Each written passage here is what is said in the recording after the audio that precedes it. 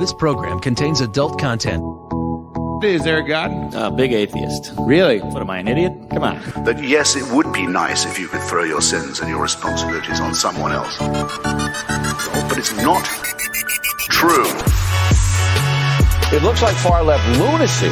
I don't believe that it's true that religion is moral or ethical. You don't need to follow anybody! It's not human intelligence! If someone doesn't value logical consistency, what logical argument are you going to give them that will demonstrate that they should? Hello and welcome to the Godless Rebelution. Today is still Sunday, June 20th. This is episode 340. I am Dan Ellis, joined by two awesome co-hosts, Mr. Ryan Duffy. Oh, yes. Mm-hmm. Yes, you are. And Mr. Taylor Grin. Hey, how's it going? Good. So, what have you guys been doing since we stopped recording the last episode 10 minutes ago? Well, I peed. Yep. Uh-huh. Yeah. I said hi to the dogs. Okay. Cracked open another beer. Okay. Yeah, and I came back down here into the basement. Mm-hmm. Fantastic. It sounds like you've been super busy. Yeah. I put a sweater on. Uh-huh. Because the air conditioning vent is right above my head. Gotcha. Yeah. I see. So we are just continuing our coverage of Christian nationalism. And yeah. So basically what we're doing is I wrote too long of a script. And so we had to turn our last episode into our last two episodes. Was it too long or too good? Yes, the latter for sure. I speak German. So there's a few reasons why we did this. One, we wanted to give ourselves room to take July 4th off, but still give you guys an episode. But you might be saying to yourself, but hang on a second, that would mean there needs to be one more episode. And you're right. Recently, honestly, I would call him a friend of the show, Thomas Smith, but he probably doesn't know who the hell we are, has come under fire for his response to an article claiming that members of the new atheist movement are essentially joining the far right. And next week's episode, the next episode that you will hear after this one, we are going to get into the article itself that claims that members of New Atheism are joining the far right. We're going to get into the arguments made by Thomas Smith that basically say this article has some holes in it and it's kind of misrepresenting the people that it's talking about. And then we're going to get into a little bit of inside baseball in the atheist movement, where another few podcasters are kind of like attacking Thomas Smith. Yeah, shitting on him for his arguments, right? Yeah, and I think the situation is a bit more nuanced. Yeah, and they're dogpiling Thomas, who does not fucking deserve that shit at all. No, not at all. From his discussions he's had with Dr. Lindsay Osterman about the failures of the intellectual dark web, from his debate with Sargon of Akkad. This guy, Thomas Smith, has been a fantastic proponent for humanism and social justice issues. Mm-hmm. And he is being treated like he is a sympathizer with the intellectual dark web, which is very, I would argue, hopefully you guys agree, is a disingenuous misrepresentation of his position. To put it mildly, yeah. And I want to come to his defense, and it'll be a little bit later than is probably helpful. Because I'm sure that stuff will have changed in the intervening couple of weeks. But I want to make sure I've already read the content. And I introduced it to the other guys. I wanted to make sure that we were in consensus about this. Mm-hmm. But we're going to spend the next week to read the relevant material, listen to the relevant podcasts, come up with a position that the three of us agree on. And then we're going to do an episode on that because we want to make sure that we stand in solidarity with the people that we support. Well, and even when we don't agree with something, all three of us, we let each other know that. And you know that as well. Yeah. Like we have differences of opinion for sure. But like from what I've seen, the scorn that is being heaped on Thomas is completely undeserved and unfair. Yeah.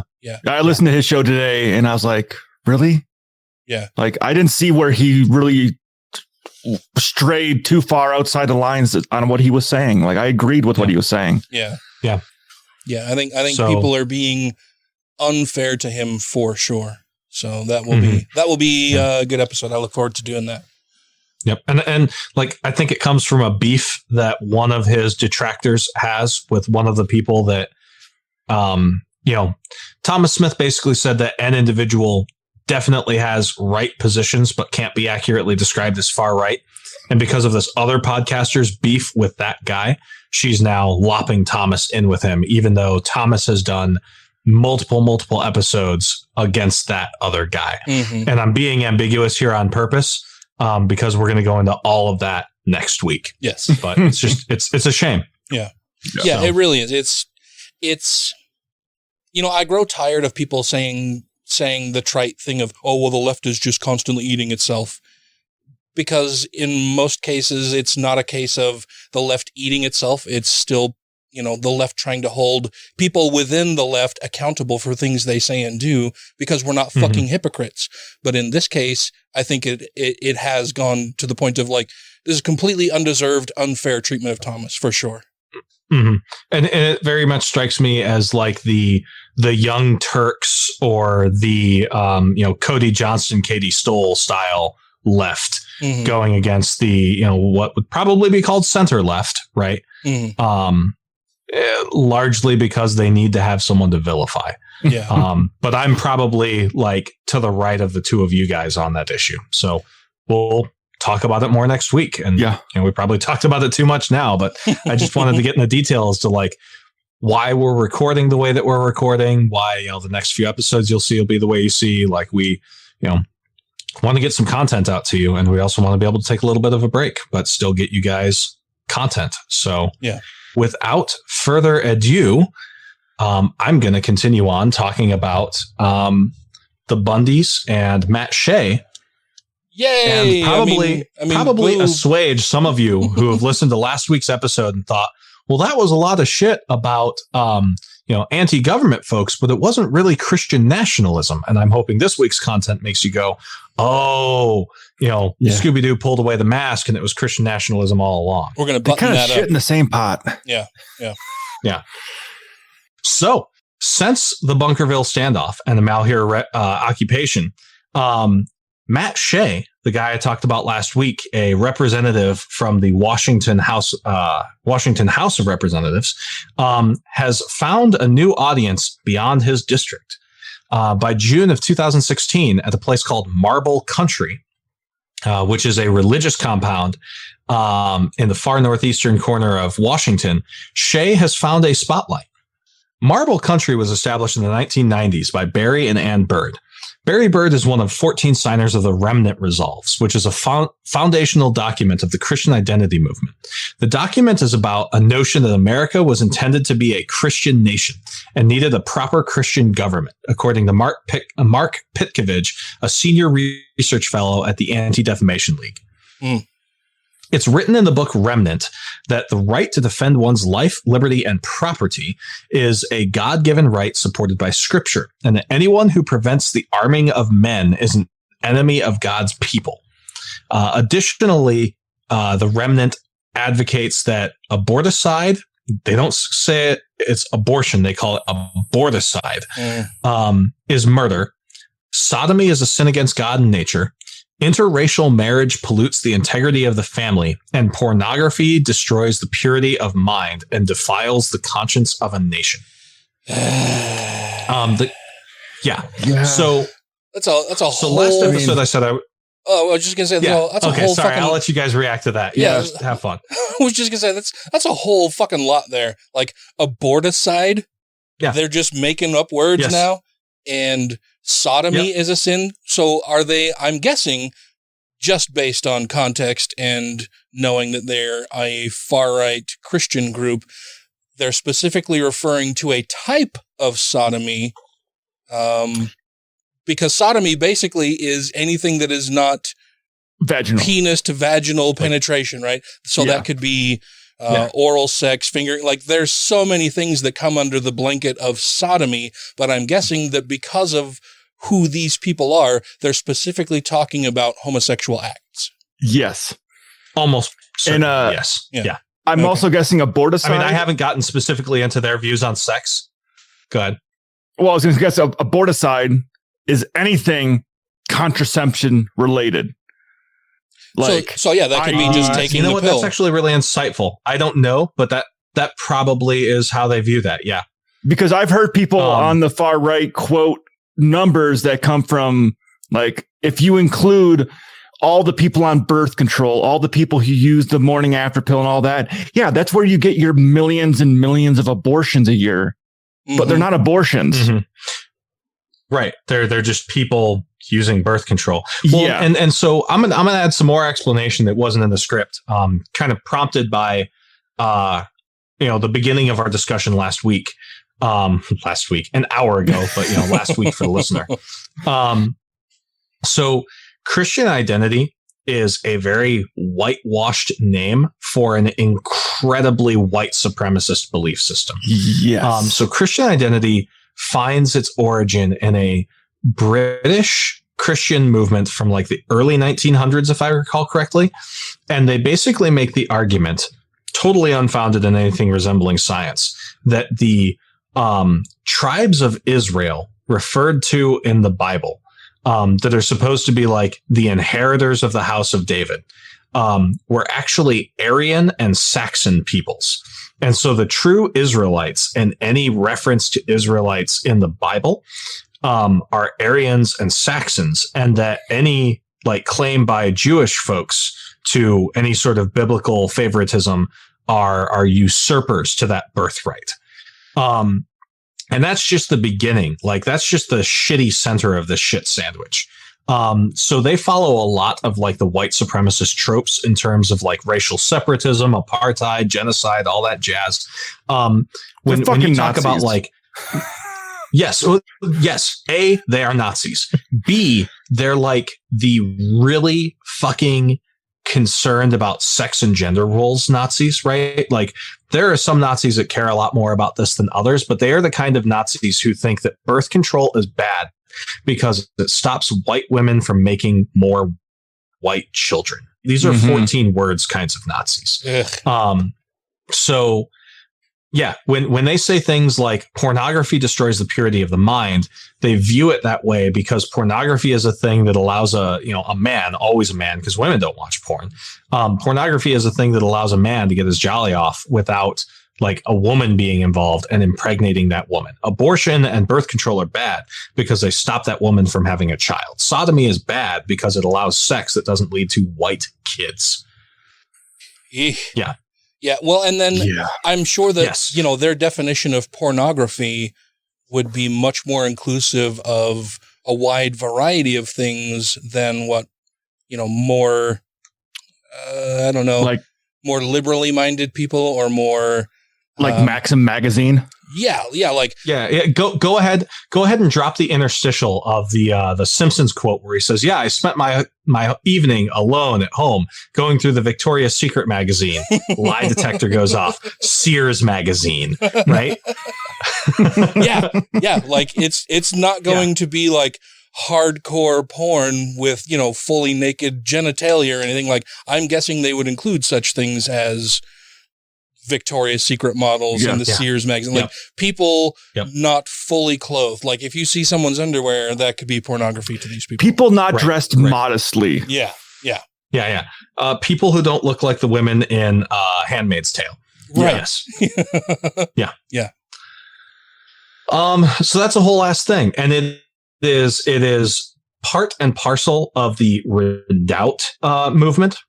The Redoubt movement is a movement by white supremacists attempting to create their own space in the Northwest, specifically Eastern Washington and Oregon and North Idaho. And the idea was that they would form their own enclaves in those regions in order to essentially self-govern and carve out a white ethno-state. They have had mild success. The Bird compound at this country location that they set up, Marble Country location, is one such Redoubt movement compound.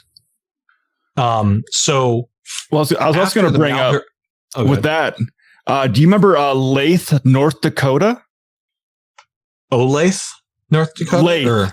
No, that doesn't ring. That was that small town where the white supremacists went in there and started buying all the land.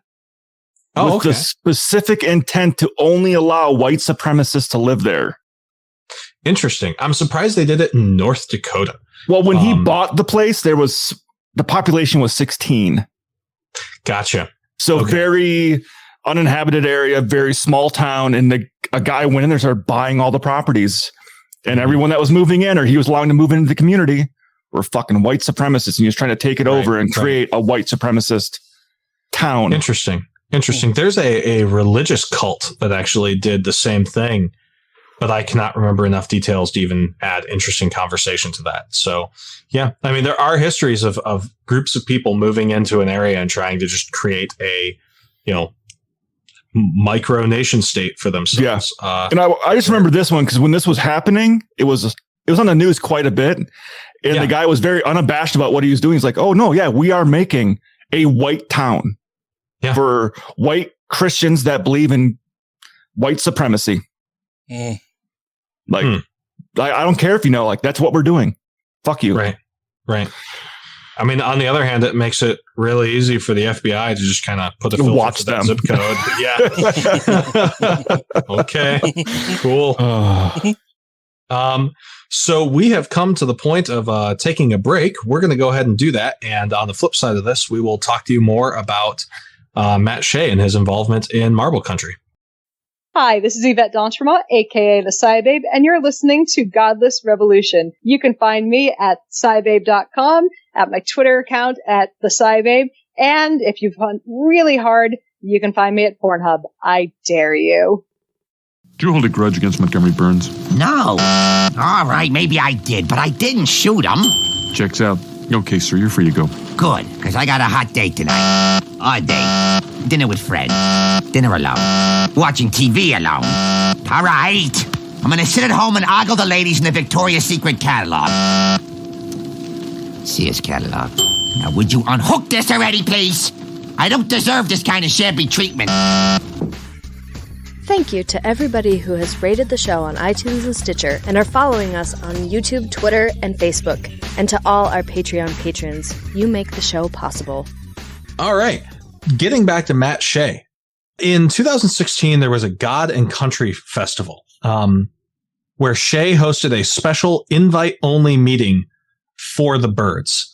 Ann Bird explained in an email to invitees that this meeting was largely focused on building a, quote, resistance to the globalists' relentless assault on our liberty in the United States. She listened to Alex Jones. You know those globalists. Well, and so that's the thing, is that globalist is almost always used by white supremacists as a stand-in for Jewish. Yeah, anti-Semitic. Yeah. So you know where they're going with that. Yeah.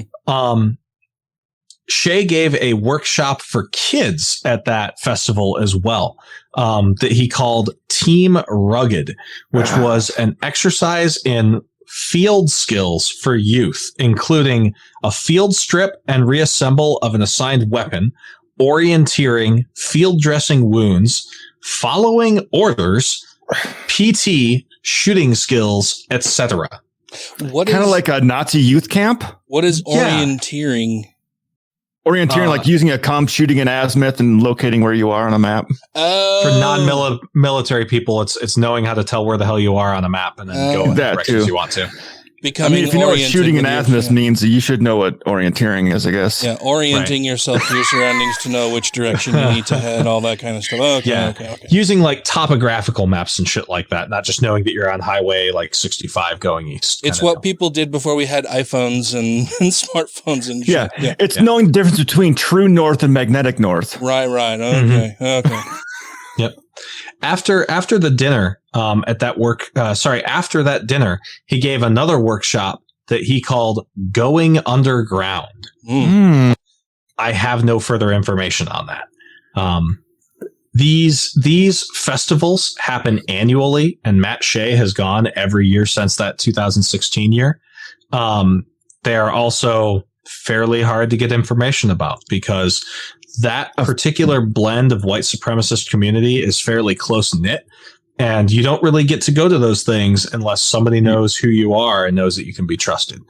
Yeah, I wonder if going underground, especially being that this is around this era, means kind of staying off of social media, like keeping your presence hidden a little bit. Yep. Going off grid, that kind of thing. Yeah.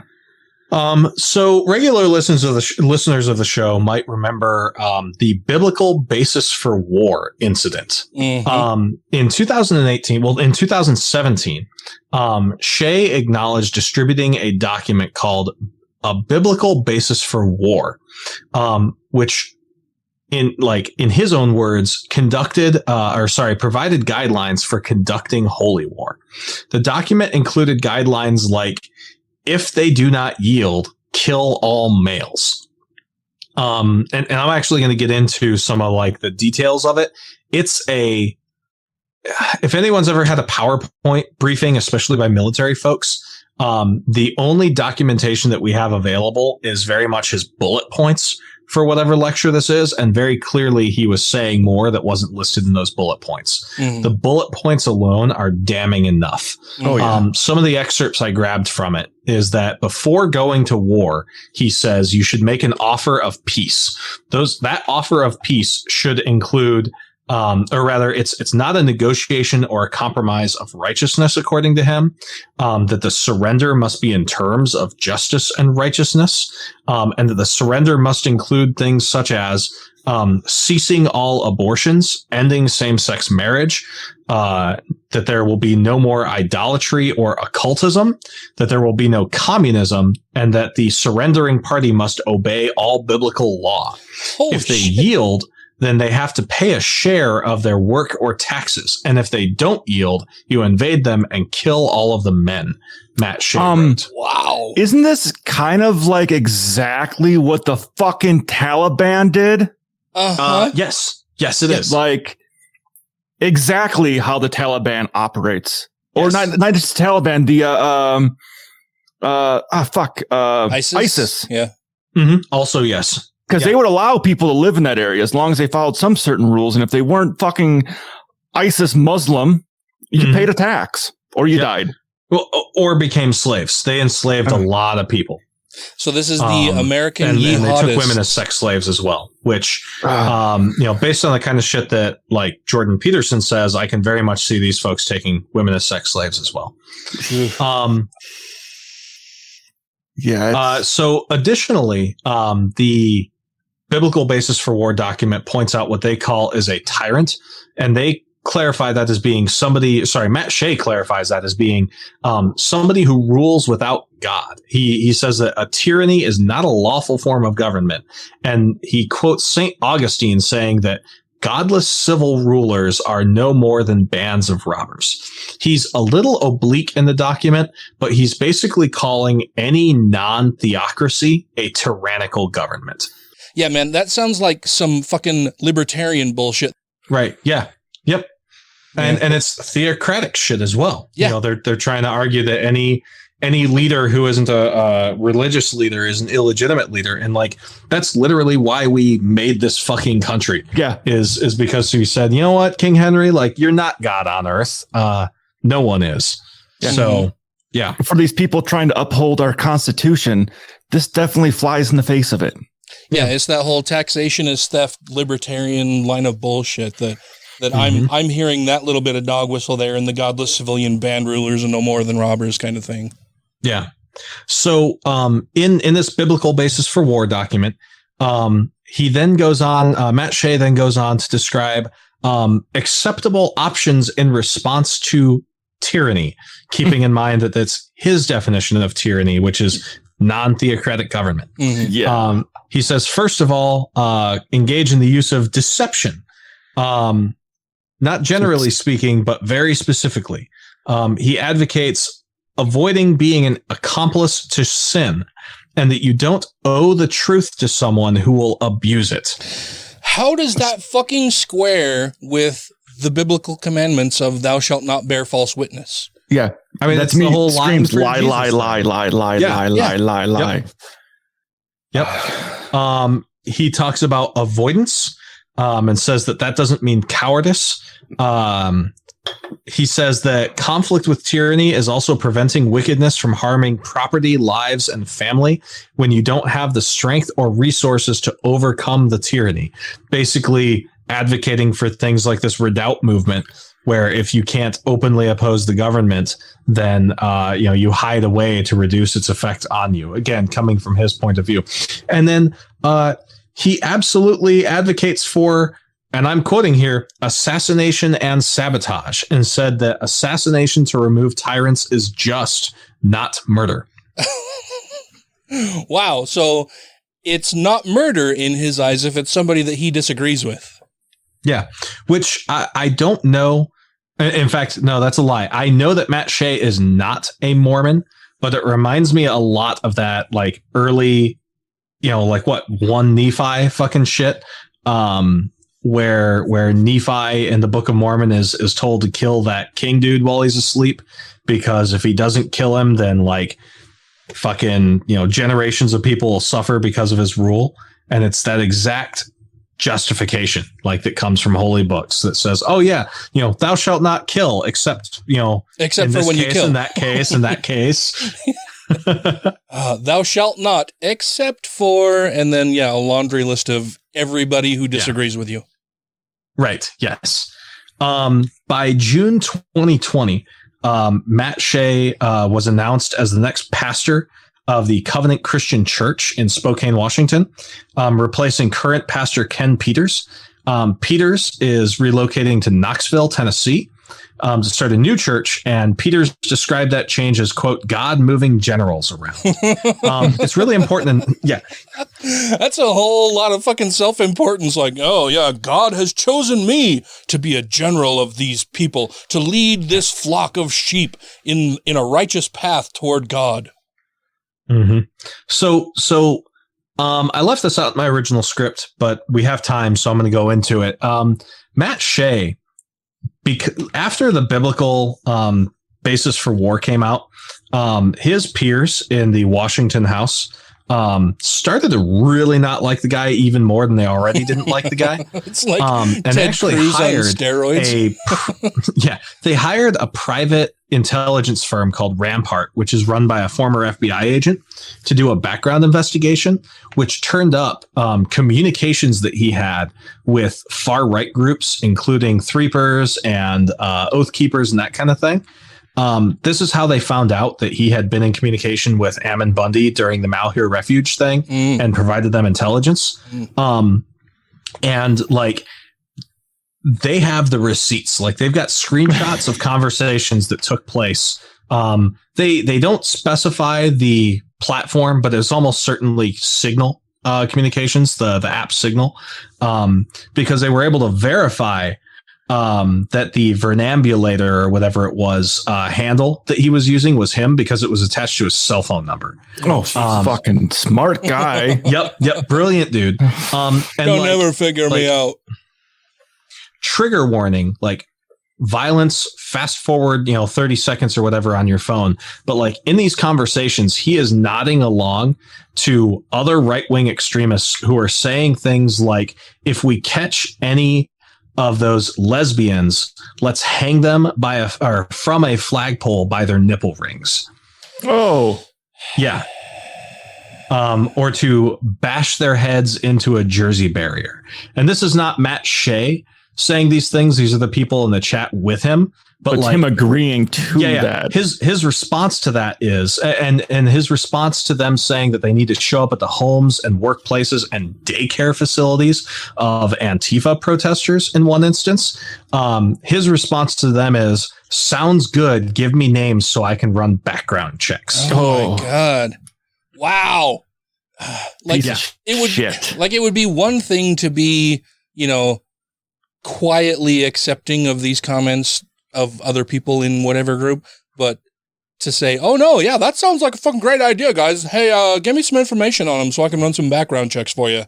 Like, that's a whole other level of assholery. Yep. After that report came out, to their credit, the Republican Party of Washington removed him from their website, repositioned him on the House floor to basically put him in the booster seat, removed him from his committee positions, did not endorse him for re-election, asked him to resign, which he refused to. And they basically put him in the cooler for the remainder of his term. When he announced that he was going to be the new pastor of that Covenant Christian Church in Spokane, that's because he knew that he was going to get primaried and elected not to run for re-election. So he's like the Marjorie Taylor Greene of Washington politics, of Washington state politics. Yeah. I would argue worse, but yes. Yeah.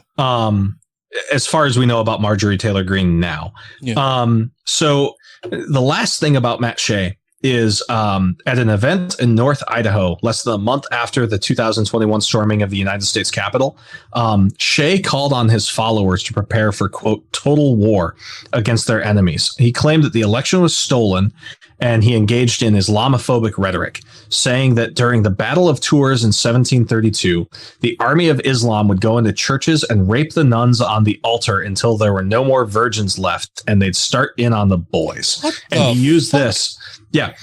Yeah. And this is kind of par for the course of the kind of shit that he would say, getting into that biblical basis of war thing. Holy and he's shit. using those comments to argue that that's what's going to happen to those Christians if Muslims take over and shit like that. Wow. Holy shit. Yes. Another thing about Matt Shea is that his wife left him in 2009 because he was abusive. I believe again, in the trench coat and katana thing that I said earlier. He literally said at one point that she cited in the divorce proceedings that he told her to always walk on his left because if he had a sword, it would be on his right hand side, and that's where he would need to get it. And oh my God. Not only is that some fucking weeby shit, but it's not even good weeby shit because you keep a sword on your left hand side so you can draw it with your right fucking hand. Yeah. This guy is the biggest fucking tryhard I've ever fucking heard of. It's bullshit chivalry. Fucking nonsense. He made his wife work while he went through law school and then told her after he graduated law school, he would expect her to keep supporting him. Oh, yeah. And then within a few months of divorcing his wife, he married a Ukrainian woman. Very much bride. Either a mail order bride and or Russian fucking plant, one of the two or both. Wow. Both, probably. He's probably Almost sounds too certainly fucking both. stupid to know it was a Russian plant. Yeah. He's a try hard freedom LARPer. Yeah. Oh. Yeah. Oh man. Fucking. So that's Matt Shea. And we're coming up on a break. So we're going to go ahead and break now. And when we get back, we're going to talk about Ammon Bundy's People's Rights Network. Hi, I'm Lucian Greaves, spokesperson and co-founder of the Satanic Temple. Check out my website, grayfaction.org, if you want to be disgusted and alarmed. You're listening to Godless Rebelution. The left just doesn't understand religion at all. They don't understand, and they refuse to recognize religion when it comes to the Middle East. It is the only driving factor. It is it. That's it. You want to know what these guys are doing in ISIS? They are worshiping God to the level of their understanding. That's what's happening over there. They think they are worshiping God, period. But they won't recognize that. And then they will recognize Christians as a real problem here in America. And they want to shut Christians down. What is this except the work of Satan? If you have questions, comments, concerns, compliments, corrections, criticisms, or concepts for content, contact the show via email at godlessrebelution@gmail.com, by text or voicemail at 330-81-REBEL, or Twitter the twatter at TGR Podcast. Thank you! And welcome back. We're going to cover the last issue for today's episode. In the wake of COVID-19, Ammon Bundy formed the People's Rights Network. I guess it's inaccurate to say that he founded it in the wake of COVID-19. He tried to start it before COVID-19, and COVID-19 is what lit the fire under its ass. The People's Rights Network is a loose organization of separationists, conspiracy theorists, COVID deniers, anti-vaxxers, militia, white supremacists, and other extremists. QAnon. And then some. Oh man, there's got to be like a evil mustache version of like LGBTQ there, but I don't have that joke on. I thought you were making fun of my mustache for a second there. No, not at all. Not at all. The People's Rights Network has subdivided segments of the United States, predominantly the West, into 153 sectors. Holy shit. Uses those sectors as localized units. The network can marshal more than 20,000 extremists. That's more than a dozen. That's terrifying, actually. Yes. While the movement started as a small right-wing resistance to COVID-19, those lockdown measures served as a steroid shot to the ass for the network. Their language has been not so much anti-government as, quote, a righteous response to the wicked. And the wicked being the government. Like, that's right? Yeah. Also the government. But they have traditionally defined the wicked using far-right conspiracism, racism, anti-Semitism, anti-indigenous peoples, and anti-transgender, targeting liberals, the LGBTQ, Black Lives Matter, Antifa, all of that shit. Basically anybody who doesn't agree with our Christian nationalist view of things. Correct. Yeah. The movement claims to function in a non-hierarchical fashion, but that's not really true. It does have descending tiers of leaders and assistants. So Ammon Bundy sits atop the heap. Then he has a state leader, and then each of those state leaders have area assistants, and that's where like that 153 like sectors comes into play. Any given like area assistant is probably only going to be able to rally like a few dozen people, whatever militia exists in that area. The idea is that when something comes up that they want to protest happens, the local area is the one who rallies the militia. The local area assistant rallies the militia in their area. And because they've got that hierarchical structure, it stops, like, let's say that one area assistant gets compromised. He or she can't blow the lid on all of the organization, only the area for which they're responsible. And you'll note my language there. Almost always when I talk about extremist movements, I refer to he's, because in most extremist movements, the members are male. With regards to the militias themselves, absolutely true. They're almost always dudes. As far as the leadership is concerned, 47% of the area assistants for the People's Rights Network are women. Oh, wow. What? That's surprising. Yeah. That's super almost surprising. Half. Wow. Yeah. Is it like the wives of the higher ups, like being almost half? So I don't know. There is a list of all the people involved. I have not spent the time and brain power to like develop intel on all of those people, like their relations. Yep. But if I was to make an educated guess, what I think it comes down to is this, right? During the 80s and 90s, the white supremacist movement, women were for breeding, but they were also homemakers. And there's a lot of importance put on women as organizers within white supremacist movements. Like they're the ones who put together like fucking potlucks and shit like that. And like, it sounds silly, like a whole bunch of skinheads at the potluck, but it's a thing that they do. And when it comes to organizing communities, that work often gets placed on the women. Additionally, when dudes go to jail, their wives almost never do. So these women who are very much involved in their husband's business are able to continue that work from the outside with plausible deniability. I can't say for certain that that's what's going on here, but like to make an educated guess, and it's a fairly educated guess. I know how these people tend to operate. That's what I would say that this kind of thing comes from. Now, as you say this, and I'm looking at the 153 sectors, there's a women's organization. There's the patriarchal men above them. Mm-hmm. It just screams to me the fact that I know Ammon Bundy's Mormon. Mormons like to split their stuffs up into districts to have more control over their areas and all that kind of stuff.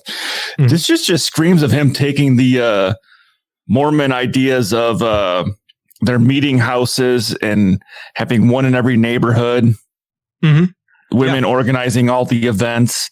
It kind of feels like they're taking that playbook. Maybe in a way, maybe not like consciously, but maybe subconsciously with his Mormon upbringing. I don't know. Because a lot of the people who have become area assistants are like they volunteer for the position, right? Like they don't scout out people to become the area assistant. Normally the area assistant comes to them. The other thing that I think is worth noting as kind of a counter to that point is that prior to getting shut down by Facebook last year, a lot of the People's Rights Network area groups were organized on Facebook. And within white supremacy and Christian nationalist movements specifically, there's a lot more female engagement on Facebook in particular. And I think it might have something to do with that too. The other thing that just now came to mind is that within the the Nazi version of the prepper community, there's a ton of female involvement in that as well. Imagine like a morning TV show kind of deal where instead of preparing like an apple pie, right, on like what was that? What was that? Kelly Ripa, or whatever. I was gonna say Andy Griffith. Right? Yeah. Like no, not Andy Griffith, but Kelly Griffin, right? Was that the name? Yeah. Like that kind of show, but on YouTube, and they're doing like a swastika in the apple pie. Or here's how you can peaches and stuff for your race war bunker. Yeah. So I think it's a combination of all of those things. I kind of want to take an aside here and talk about like hierarchical organizations of extremist groups. Even though the movement is functionally hierarchical, because it's got that area assistant emphasis, it's falling in line with one of the more like effective ways of coordinating extremist groups. Like splinter cells? Well, yeah. So with extremist groups, there's always a pull in two different directions. On the one hand, a hierarchical arrangement allows for better coordination and deconfliction of resources, both human and otherwise. Basically, if you know what your different units are up to, you can stop two units from pursuing the same goal and better use your resources. However, the problem with that is that once a part of the hierarchy has been exploited, it's really easy for the law enforcement to exploit other parts of the hierarchy, and it allows law enforcement to focus on leadership to destabilize movements through decapitation. Conversely, non-hierarchical structure is harder to defeat because the different groups operate autonomously. And this is the kind of thing put forward in like the Siege white supremacist book. But autonomous groups tend to be disorganized and unable to accomplish any sort of wide-reaching strategic goal. Effective terrorist groups function in a semi-hierarchical organization model that emphasizes local autonomous leadership, answering to a higher level authority that pushes orders to those groups and then trusts those groups to act on the orders. Those higher level authorities coordinate branches and keep information on them, but they stop any given branch from knowing secrets about other branches. The thing with this kind of form of organization is it's very prone to conflicts in leadership. When a given local leader feels that they are more important than the overall organization leader, and like basically creates occasions where higher authority will say, hey, local unit, do this. And the local unit says, yeah, no, we're not gonna. That's not in our interests, right? I think Bundy understands this because he has, in like posts, called his area assistants the gatekeepers of information. Yeah. So he knows these people are the ones where the information flow stops above them. Like they have no ties to the other people.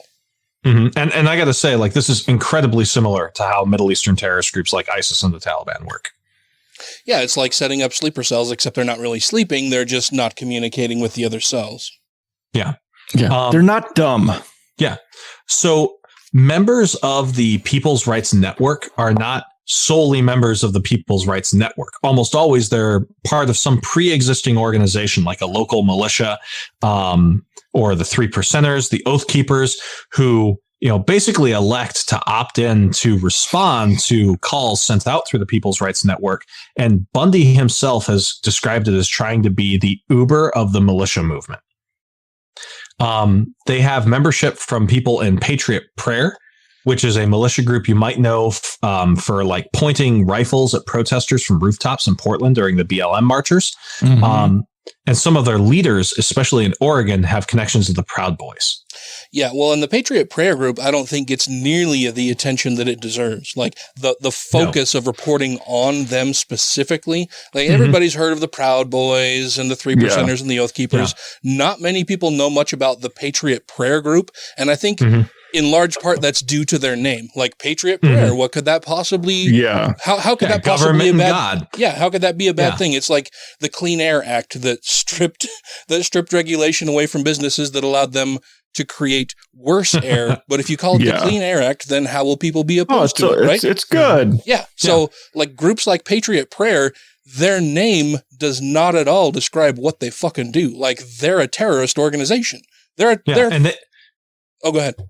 Yeah, I was going to say they remind me a lot of the Base and Atomwaffen Division, which someday we'll talk about are like terrorist groups. Oh yeah, they do training in Ukraine and Russia. I've watched some stuff on those guys, and they're scary. Yeah, like from everything I've seen and read, like Patriot Prayer Group is worse than the Proud Boys, but they don't get the attention. They don't get the same attention as the Proud Boys. Yep.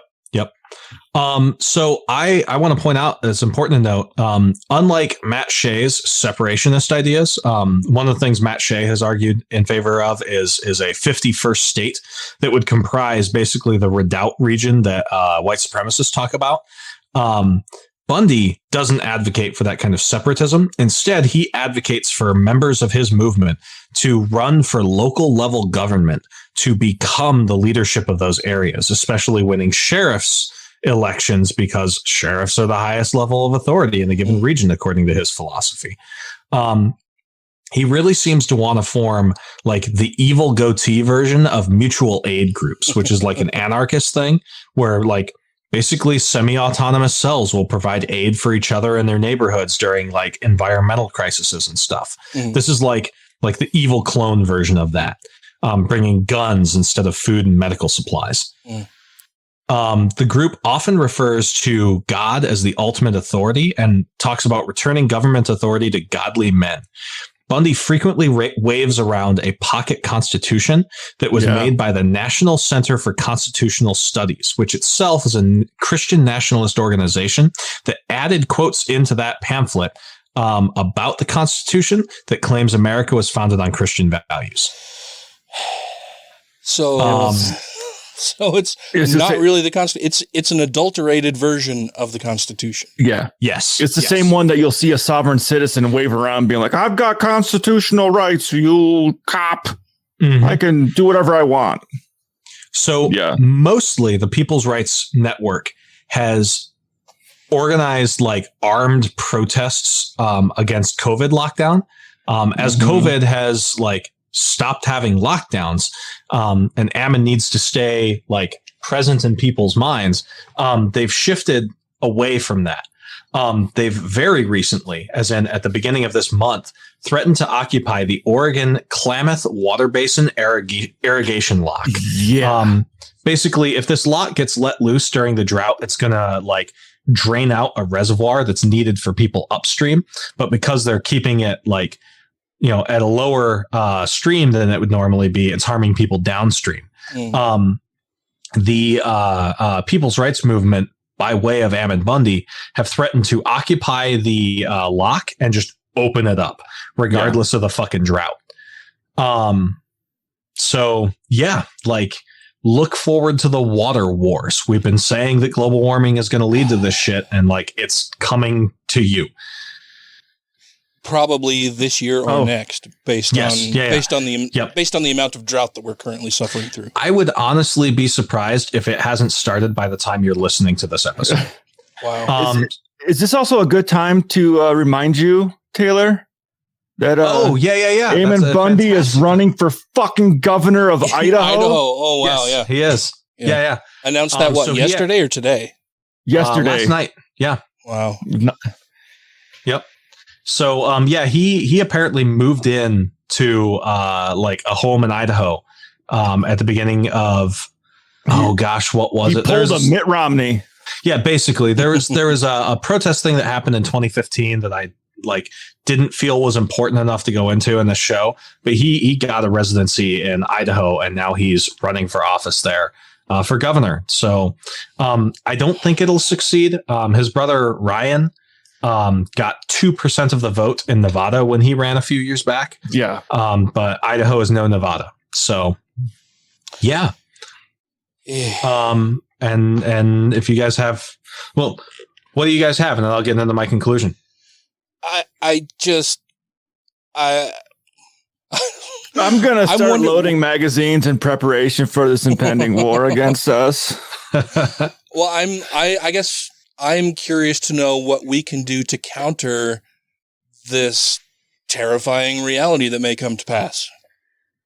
Let me read my conclusion and we can get into that. Okay. Yeah. So I know, especially in light of us splitting this, in half, it seems like there's a lot of space between movement conservatisms, Christian nationalism, and Christian identity movements and militia movements in the West. It's very clear that the two movements share value in the idea of America by theocracy and in America's Christian founding myth. To me, I think it's important that we start running for local offices because separatists are running for those offices. It's like Sandra and I said when we were in studio, we've voted in elections where people were running unopposed, right? And we can't allow that anymore. We have to oppose them.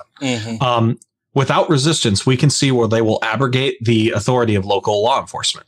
They're going to fuck with elections. They are running to replace people like that Georgia election authority who stopped Trump from, stealing the election in that state. While these people are a fringe movement and they've shown some difficulty in organizing, if even a small percentage of their number act on threats of violence, America could be in for a rough time. It doesn't take much to bomb a power substation, or as the Bundys have recently threatened, to take possession of a reservoir lock and fuck up the lives of thousands. What we can do is run for office, right? I'm going to continue to say that. If you're not running for office, you need to be phone banking for somebody who is running for office, not just donating. You need to give your time. For those listeners who are ex-Mormons, there's a phrase you're probably familiar with, time and talents, right? Give your time and talents, right? Find a way to volunteer for a campaign. Run yourself. Run for your school board. Run for your city council. Run for your election commission. Be a poll worker, right? Get involved. Be a statesman citizen is my suggestion to you. For now, this is the end of the Christian Nationalism miniseries. I'm not done yet. There are more topics I want to cover. One of the things I want to cover is a funding network of Christian nationalist advocacy groups that are linked to the DeVos and Mercer families. Those names should ring a bell for you. Yeah. Another thing I want to cover is the Dominionist movement, which is kind of it's kind of the same thing as Christian nationalism, but it's older and there's slight differences. It's kind of weird. They're very tight knit. I want to do a deeper dive of the Christian identity movement that I talked about tonight. I want to dedicate a whole episode to that sometime because it's white supremacy that embraces the Bible in really weird, stupid ways. But for now, these episodes, they take a lot of time, right? This isn't my full-time job, but it's been a part-time job researching these and cutting scripts down. So I'm taking a little bit of a break for a few weeks. And then I will probably jump into some of those additional topics down the road. Probably later this summer. It'll be sooner rather than later, but I got to take a break for a few weeks. If you liked this miniseries, let us know on social media. If there's stuff that you feel like I missed, James, I know I need to get into more of the Betsy DeVos and Eric Prince stuff. This episode on Bundy and Shea went 2 episodes when I thought it would go 1. So I just need more time. But yeah, let us know. Like if there is stuff that you want us to cover on this topic or other topics, mail us in, call our number, email us, like talk to us on Facebook. I hope that doing this series has shown you that like we can spend a lot of time researching things and talk about them in great detail. And if there are topics that you want to know more about, like say Turning Points USA that we're going to talk about in the near future, we're happy to do that. So I hope that this has been informative for you guys. That's what I got. Dan, Ryan? Thank you so much for doing this, Taylor. Honestly, this has been fucking fantastic. And yes, you should take a definite, well-deserved break from doing it, because I know the amount of work that you've put into this, and it's amazing, fantastic, and awesome. Thank you so much for doing this. This has been incredibly helpful. I hope not only to our listeners, but I know it's been helpful for me in getting my mind wrapped more around the problems, the existential threat problems that we're facing as liberal/progressives in countering the narratives and terroristic threat of these Christian nationalist groups. Yeah. It's just making you a little bit more of a pessimist now.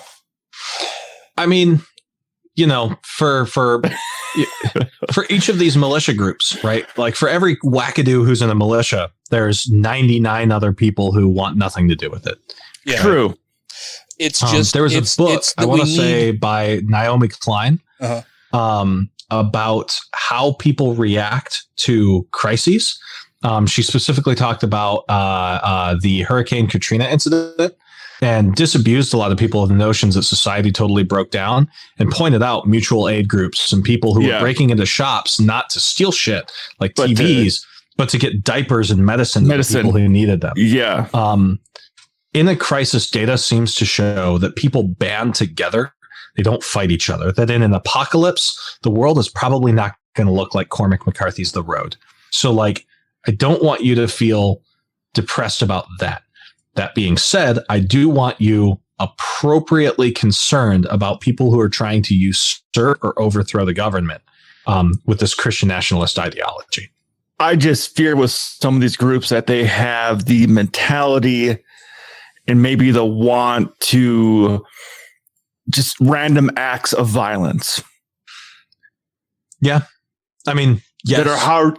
That's hard to counter when someone decides to do something like, no, I'm going to go do this horrible thing. That's hard to counter. It helps that this week, I want to say the Department of Justice, but it might have been the DHS. I can't remember. The executive branch put out the first ever counter domestic terrorism strategy. Now they've had the counter violent extremism program before.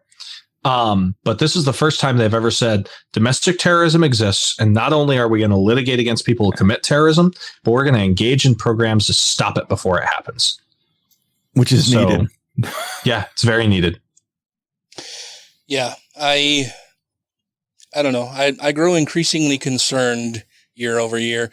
The ascendance of Donald Trump and Trumpism in general, I think, has really opened my eyes to, well, I wouldn't even say it's opened my eyes. It's validated my concerns. The concerns that I've seen over the last 40 fucking years of the Republican Party leading everybody down this path of super conservatism, religious identity, white nationalism, racism, xenophobia, isolationism, all of the terrible fucking things that come from fear of an invisible monster in the sky that they're going to worship, right? That all of this over the last 40 years, trickle-down economics, Reaganism, all of that shit has led us to where we are now, and we're not in a good spot. And it's because people haven't been politically active. They haven't felt a need to be. And my hope is that the ascendancy of Donald Trump and Trumpism has opened the eyes of so many more people to the problems that we're going to be encountering and that we need to counter if this nation and the rest of everybody else is going to survive these fucking lunatics. Do you mind if I say something real quick? Not at all. So conservatives like masturbate to pocket constitutions, right? Yeah. And I'm going to say something, and please like follow me through to the end of my paragraph here, because I'm saying this in good faith. America has done bad shit. You know, we had an economy based on slavery. We committed genocide on Native American peoples. We did the Tuskegee experiments, right? We had apartheid by way of Jim Crow. We had a eugenics program that ran for like 80, 90 years that was forcibly sterilizing minorities, right? We have done bad shit.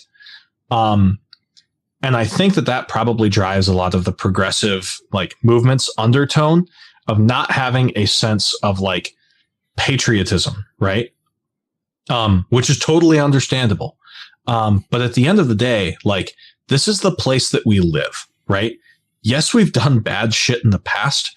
But unless your plan is to leave and take it from me, it's harder than it fucking sounds, right? Because I would be in Sweden right now if I could. I would have been in Sweden in August if I could. Like, we have to make this place better. And we can either resign ourselves to the thought of, oh, well, America was, you know, a genocidal Reich for 200 years. Or we can say, yeah, it was, and it will continue to be unless we do something about it. And like, I don't need you to like wear fucking American flag underwear, right? Like, I don't need you to start wanking to the Constitution. But like, I don't know, man. Like, I'm not even calling for pride in our government, but like participation, like, get involved, be the change, make a difference. You literally have to. There's nowhere else for you to go. This boat sucks, but we can either make it suck less or it will sink. So do the thing. That's right. I just wanted to jump on that and be like, you talk about these people that basically jerk off to a constitution. But when I look at the Constitution, I look at it, it's not perfect. It hasn't been perfect, but it gives the framework to be able to work on something and eventually to progress, to make progress in society and make it something better. Perhaps we can make a more perfect union. Yes, exactly. And maybe that should be our slogan, right? Like, rather than America has sucked for 300 years, we need to make it better. Union. Yeah. And the Constitution is just kind of like in our founding fathers, they were the groundwork to that. Yeah. You weren't supposed to stop there. You don't stop at the foundation. You keep going. They were trying to build a foundation for you to build on top of and to build on top of, to build something better. But when I see the Christian nationalist side of it, they just want to strip layers off. Yeah. Burn it down so they can build a church on top of it. Well, yeah. And now that you've mentioned burn it all down, like I was going to say that also the people on the progressive left who say stupid shit like burn it all down. No, don't fucking do that. Don't burn it all down. It is within our power. We have the means of changing our system of government. We have the means of changing how government functions. You don't have to burn it all down. And if you burn it all down, you're going to make a lot more people suffer for a lot fucking longer than necessary. Just get involved. Do your fucking part. You don't have to burn it all down. You can build back better. Yeah. Yeah. Nice. Well, that works good, but I was going to say we some of the layers of our foundation just need to be repainted. Yeah. But all right, so that's our show. Thank you for joining us. Thank you for giving me the air to do this mini series. Yes, it's been an honor. Thank you so much for putting it all together, Taylor. I really, really appreciate it. This has been awesome. Before we go, though, I want to make sure that we thank our Patreon supporters who have made this show possible for all of you out there in listening land. You should be thanking them as well. So I want to make sure that we thank two skeptical chaps. Alan Firth. Don't be a Richard. Hunter Grin. John McCullough. Ollie Olson. Sinead Duffy. Steve Kuno. Stephen Andrews. Tiffany Hudson. Vanessa. All hail Peneth Buttra. I've been waiting for that one. Andrew Vodopich. Corey Ebert. Jeff Peterson. Jeremy Goodson. Megan Mitchell. Utah Outcast. Wesley Aaron. Freethinker215. Matt Sanders. I wanted to say Saunders. Matt Sanders. Chad Pryor. Janet Uter. Purple Dragon. Savita Kuna. Jean-Paul Sartre. Shart. Tim Jacobson. Trisha Weir. A noble spirit embiggens the smallest man. A perfectly cromulent statement. I was hoping you'd fuck that up. No. Ted Sellen. Sarah Segovia. And James. Thanks so much, James. Woo! Thank you all very, very much. If you, dear listener, would like to become a Patreon patron, and you should want to, because this is a fantastic show, and you've been enjoying it all this time for free, you should throw a few bucks our way to help keep it going, make it better. You can do so by going to patreon.com/GodlessRebelution, where you can contribute as little as $1 per episode. Then you get all kinds of fun things, like the knowledge of that you're keeping the show going, that you get early episodes, that you get extended episodes, that you get bonus episodes. Or me and Taylor singing. Yeah, all kinds of fun stuff, man. And I'm not saying that if 200 of you donated money that I'd be able to quit my job and do this full time. Yeah, we should set a Patreon goal. I have not done that yet. I need to revamp all of our Patreon stuff because it's been a while since I visited it. There's a dollar value at which I quit my job and do this like twice a week and just put out constant content at the level of the miniseries that we just did. But it's got to be job replacement level. So that's on you, listeners. That's on you. Yeah, like there are so many other podcasts that I listen to and thoroughly enjoy and fucking love. But they do that as like a living. They do it as their job. It's not a side thing that they do that just because they enjoy it. It's like what they do to maintain and sustain themselves. And right. That's not what we do here. But if we could do that, that would be amazing. Fantastic. Awesome. I would love that. But yeah. But I'm not Matt Shea. I'm not going to put Sandra to work while I do this. So then we can go on tour with our atheisting. Yeah. But that's all on you. All right. Well, thank you both so much. Thank you all out there for listening. I'm going to go get some dinner now. Dano out. Don't forget rule number 2. Don't be an asshole. Oh, I don't know what it is yet. Oh, okay. I thought rule number 1 covered it. But don't forget it.